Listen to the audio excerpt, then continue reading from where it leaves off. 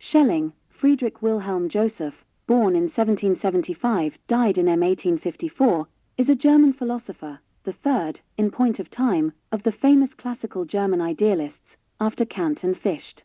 In the 1790s, he wrote a number of essays on problems of the philosophy of nature. Using Kant's ideas and Leibniz's teaching on living monads and nature's rational forces, Schelling introduced the idea of development into the conception of nature. In his book, 1800, he tried to combine Fichte's subjective idealism with objective idealism in his own system.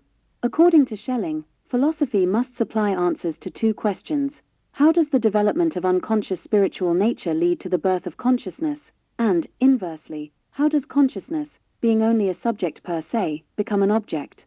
The first question is answered by the philosophy of nature and the second by the teaching of transcendental idealism. By the subject, Schelling understood not an individual's consciousness, but the mind's direct contemplation of the object itself, or intellectual intuition. In developing this doctrine, Schelling joined the reactionary wing of the Romantic school, according to which intuition was the lot of just a few select. The regular process in which spirit and nature, subject and object, freedom and necessity are combined is manifested and operates necessarily through the individual's free activity. However, to Schelling, this process was not open to knowledge, but only to faith, and the guarantee of historical and moral process lay in God alone.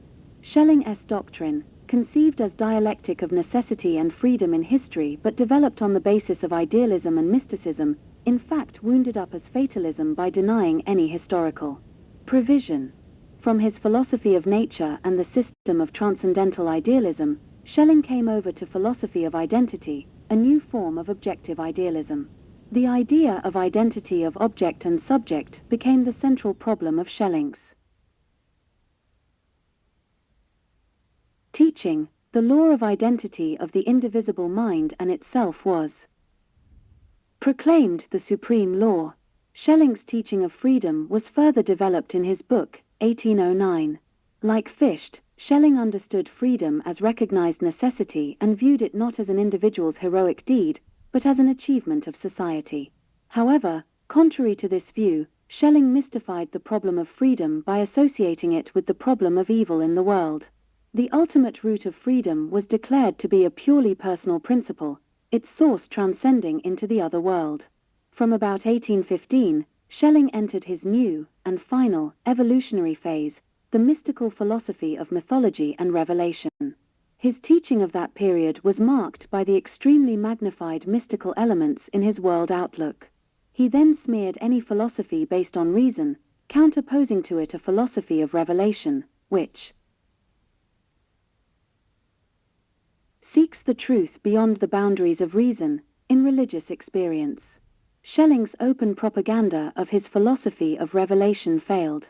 Young Engels, in his brilliant pamphlets, explained to his contemporaries the reactionary content of that philosophy.